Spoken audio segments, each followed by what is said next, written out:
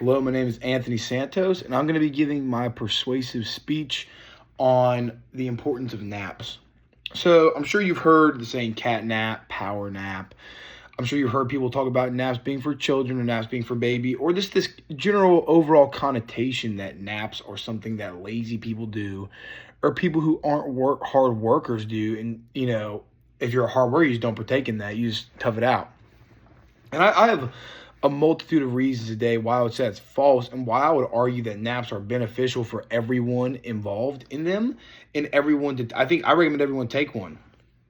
There's cultures around the world, I'm Hispanic, and there's cultures around the world where a nap is part of the daily routine. You go to any Hispanic nation and even some European nations, and it's called a siesta, and it's part of the routine because those cultures value rest. They value sleep, and they know that you will be more productive and a better worker with sleep. And that's just not something found in America very often. It's a very capitalist society, and that's a good thing. Capitalism is the best economic system, but it has its downsides, and one of them is that there's no room for things like that. And so the first reason I would give as for why naps, I'm going to give anecdotal reasons, I'm going to give scientific reasons, I'm going to give biblical reasons. The first reason is going to be biblical. The Bible values rest. Rest and hard work do not have to be this mutually exclusive thing. You can be a hard worker while valuing rest and valuing naps. I think there is nothing wrong with a 10 to 20 minute nap, and I don't believe God thinks you're lazy if you were to do that. And I don't think that's negative. I actually think the opposite. I think that it restores you, it replenishes you, it gives you newfound energy, newfound strength, newfound purpose. The second reason is going to be anecdotal. And this goes into what I'm saying about new purpose, new energy. I will work, 6 to 12, and I'll take a nap from 12 to 1 at lunch break, and then I'll go back to work.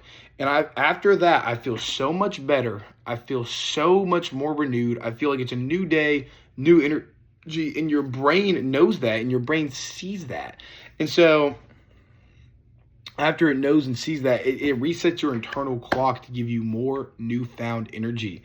And I think that that's something that shouldn't be looked past. And I think that to say that that is lazy or say that that is not something that is important is actually quite ignorant.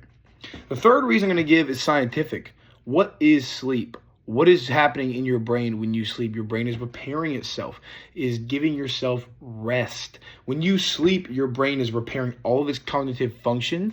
It is relaxing every muscle in your body. It is giving your brain a break from the day, the stresses, the tiredness of the day. It is giving you a chance to reset and to rest. This is, as I said earlier, it's a biblical principle, it's an anecdotal principle, and it's even a scientific principle. And just because we live in a culture that frowns upon that, doesn't mean that it's true. And you can look back through science and famous scientists, and you can look at guys like Nikola Tesla, you can look at guys like Albert Einstein. They were documented in their autobiographies and by people closely around them that they took naps. You look at Japan. Japan is one of the hardest working cultures in the world. This is a 6-day-a-week work week. Sundays are typically the only day off, and it's just a very severe, intense work. Your worth is based off of how hard you work. And in that country, it is seen as a sign of respect to fall asleep anywhere and take a nap because it shows how drained you are from the hard work you've accomplished. So this notion that napping is lazy or not okay or that it's not important is really just an American and really like a Western culture thing. My dad told me growing up as a Hispanic in a Hispanic country that it was not frowned upon. In fact, if you didn't take a nap, people would say, what's wrong? What's going on? You don't know what you're talking about. So imagine we live in a country where if you didn't take a nap, people ask you what's wrong? What are you doing? What are you talking about? That's the sort of society we could have. Now, do you need to take a nap every single day? Probably not, right? If you wake up at, 8 a.m. and you've really done nothing physically exerting or mentally tiring that day, maybe it's a Saturday, really no need for a nap. But even after church, a nap is great for you.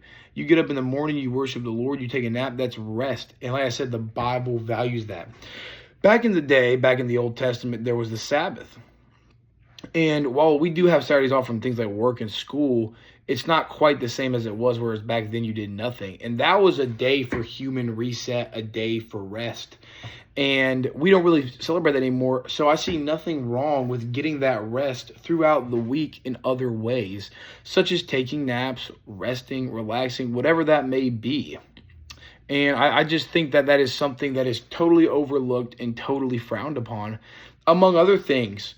Um, when you take a nap, you're giving yourself time to look back. In psychology this year with Dr. Williams, he was telling you that when you are asleep, your subconscious is doing things. It is still mentally processing decisions. Where it's saying, let me sleep on it comes from. It's mentally processing decisions for you that you can't do when you're awake. And that's why when you wake up, you a lot of times have newfound clarity. Obviously, that's helpful whenever you go to bed at night, but it can also be helpful when you take a nap during the day. If you speak to some of the highest performance athletes in the world, almost all of them, somewhere in the day of their competition, of their athletic event, they will say a nap is part of my routine. A nap is part of my pregame ritual because it helps them. It's the reset, it's the rest, it's the newfound energy. So all of this to say, the Bible wants rest, and it talks about rest. Just because you're resting does not mean you are not a hard worker. That's a totally American thing. And it's scientifically proven that sleep is good for you and beneficial in every way. And you have guys like Einstein, Nikola Tesla, and LeBron and Steph Curry that tell you should take a nap before you go. So I don't know if that's not convincing. I don't know what could be.